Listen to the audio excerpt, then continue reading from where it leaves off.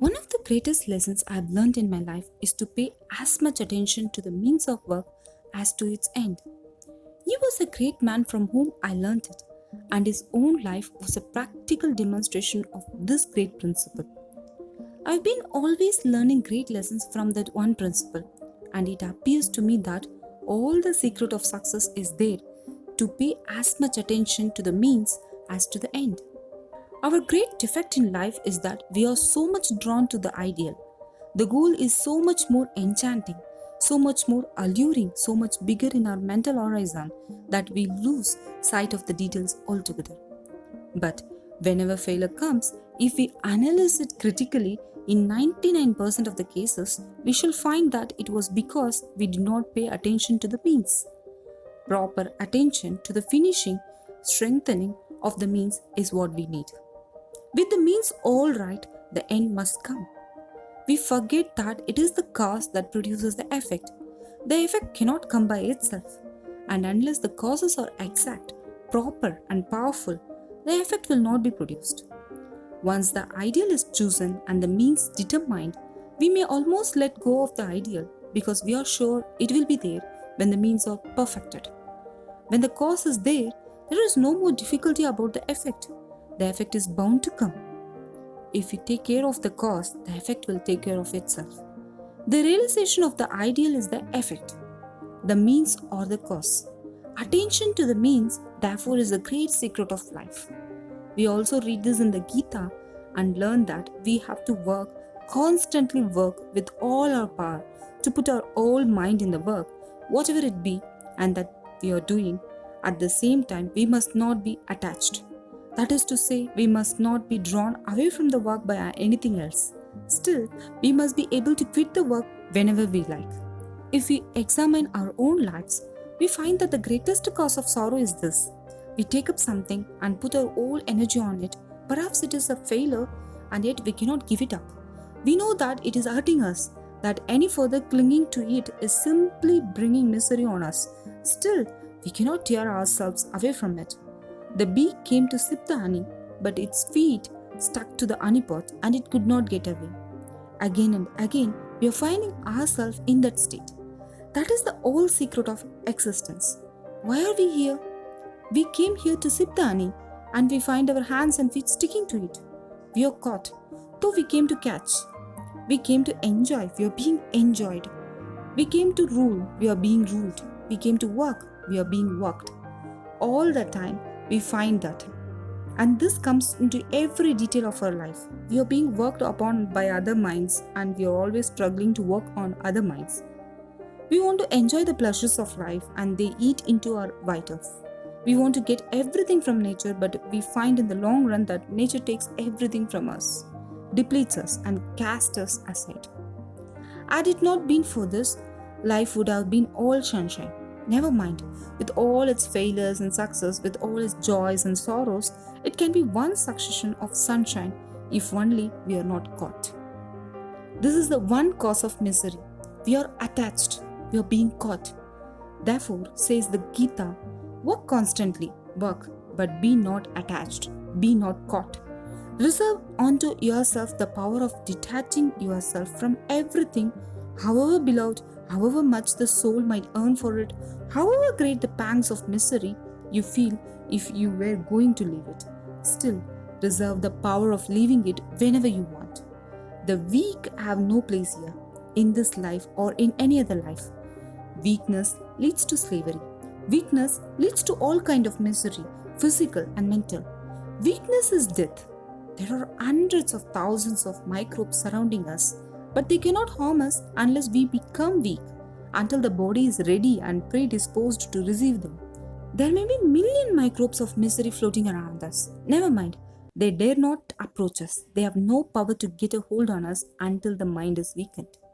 This is the great fact. Strength is life, weakness is death. Strength is felicity, life eternal, immortal.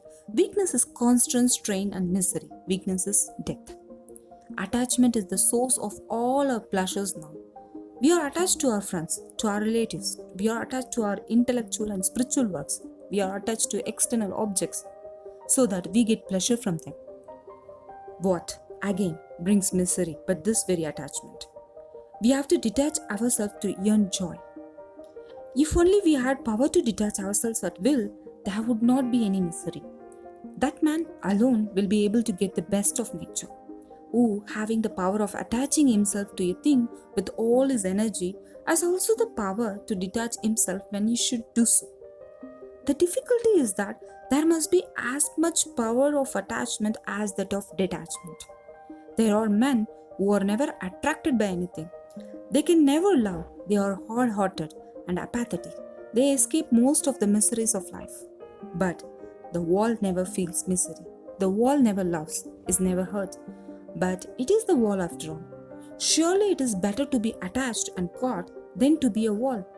Therefore, the man who never loves, who is odd and stony, escaping most of the miseries of life, escape also its joys.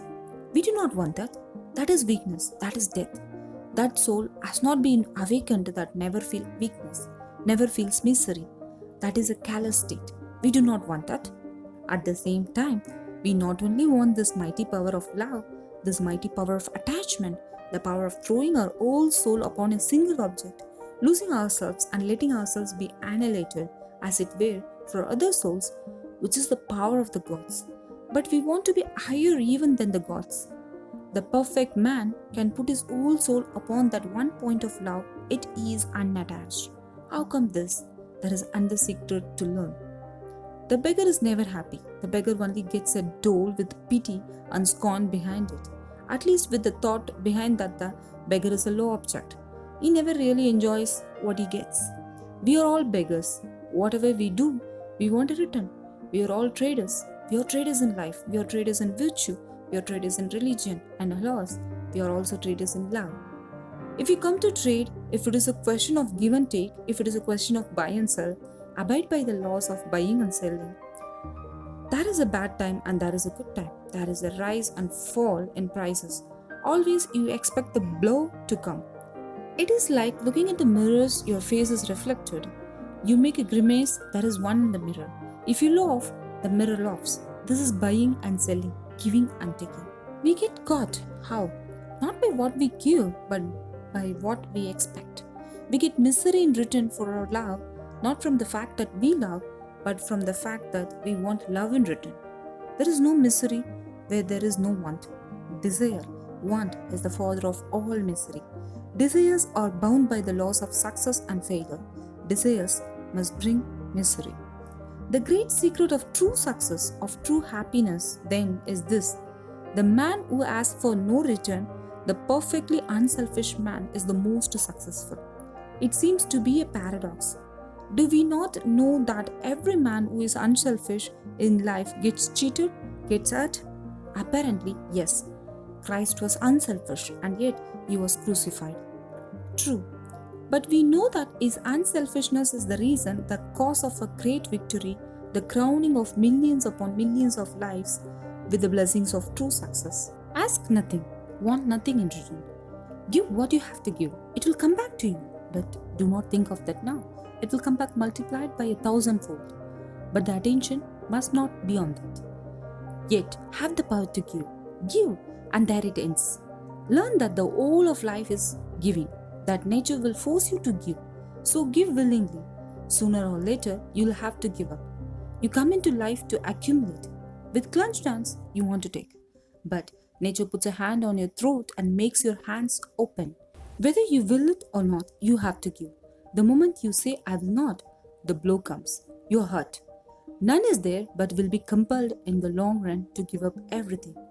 And the more one struggles against this law, the more miserable one feels. It is because we dare not give, because we are not resigned enough to accede to this grand demand of nature, that we are miserable. The forest is gone, but we get heat in return. The sun is taking up water from the ocean to return it in showers. You are a machine for taking and giving. You take in order to give. Ask, therefore, nothing in return, but the more you give, the more will come to you. The quicker you can empty the air out of this room, the quicker it will be filled up by the external air. And if you close all the doors and every aperture, that which is within will remain, but that is which is outside will never come in, and that which is within will stagnate, degenerate, and become poisoned. A river is continually emptying itself into the ocean and is continually filling up again. Bar not the exit into the ocean. The moment you do that, death sees you. Be, therefore, not a beggar. Be unattached. This is the most terrible task of life. You do not calculate the dangers on the path. Even by intellectually recognizing the difficulties, we really do not know them until we feel them. From a distance, we may get a general view of the path. Well, what of that? We feel and really know it when we are in it. Even if our empty attempt is a failure and we bleed and are torn asunder, yet through all this, we have to preserve our heart. We must assert our Godhead in the midst of all these difficulties. Nature wants us to react, to return, blow for blow, cheating for cheating, lie for lie, to hit back with all our might. Then it requires a super divine power not to hit back, to keep control, to be unattached. Every day, we renew our determination to be unattached. We cast our eyes back and look at the past objects of our love and attachment and feel how every one of them made us miserable. We went down into the depths of despondency because of our love. We found ourselves mere slaves in the hands of others. We were dragged down and down, and we make a fresh determination. Henceforth, I will be master of myself. Henceforth, I will have control over myself. But the time comes and the same story once more. Again, the soul is caught and cannot get out. The bird is in a net, struggling and fluttering. This is our life. I know the difficulties. Tremendous they are, and 90% of us become discouraged and lose out. And in our turn, often become pessimists and cease to believe in sincerity, love, and all that is grand and noble. So, we find men who, in the freshness of their lives, have been forgiving, kind, simple, and guileless, become in old age lying masks of men. Their minds are a mass of intricacy. There may be a good deal of external policy, possibly. They are not hot headed, they do not speak, but it would be better for them to do so. Their hearts are dead, and therefore they do not speak. They do not curse, not become angry, but it would be better for them to be able to be angry, 1,000 times better to be able to curse. They cannot. There is death in the heart, for cold hands have seized upon it, and it can no more act, even to utter a curse, even to use a harsh word. All this we have to avoid. Therefore, I say we require super divine power. Superhuman power is not strong enough. Super divine strength is the only way, the one way out. By it alone, we can pass through all these intricacies, through these showers of miseries unscathed. We may be cut to pieces, torn asunder, yet our hearts must grow nobler and nobler all the time. It is very difficult, but we can overcome the difficulty by constant practice. We must learn that nothing can happen to us unless we make ourselves susceptible to it. I've just said, no disease can come to me until the body is ready. It does not depend alone on the germs, but upon a certain predisposition which is fitted. Let us give up our pride and understand this, that never is misery undeserved. There never has been a blow undeserved. There never has been an evil for which I did not pave the way with my own hands. We ought to know that. Analyze yourself and you will find that every blow you have received came to you because you prepared yourself for it. You did off and the external world did the other off. That is how the blow came. That will sober us down. At the same time, from this very analysis will come a note of hope. And the note of hope is, I have no control of the external world, but that which is in me and nearer unto me, my own world, is in my control. If the two together are required to make a failure, if the two together are necessary to give me a blow, I will not contribute the one which is in my keeping, and how they can the blow come. If I get real control of myself, the blow will never come.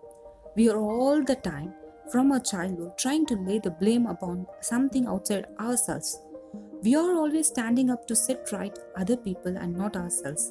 If you are miserable, we say, oh, the world is the devil's world, because others and say, what infatuated fools. But why should we be in such a world if we really are so good? If this is a devil's world, we must be devils also. Why else should we be here?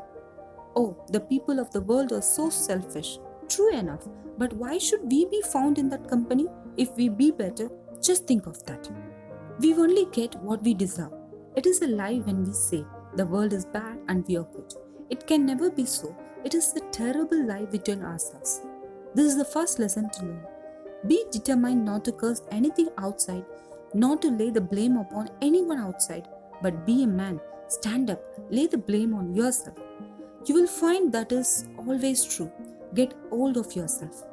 Is it not a shame that at one moment we talk so much of our manhood, of our being gods, that we know everything, we can do everything, we are blameless, spotless, the most unselfish people in the world, and at the next moment, a little stone hurts us, a little anger from a little jack wounds us. Any fool in the street makes these gods miserable.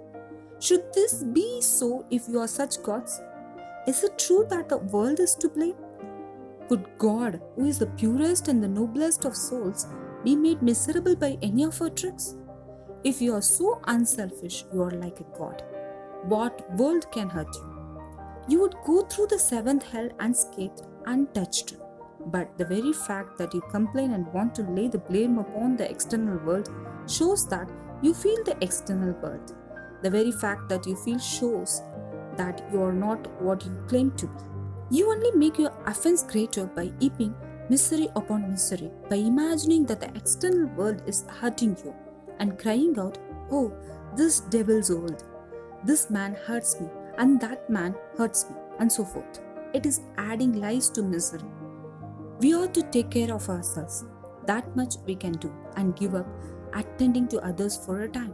Let us perfect the means, and the end will take care of itself. For the world can be good and pure only if our lives are good and pure. It is an effect, and we are the means. Therefore, let us purify ourselves, let us make ourselves perfect. Thank you for watching this video. Stay blessed and happy. Love and peace from the Greatness Guide.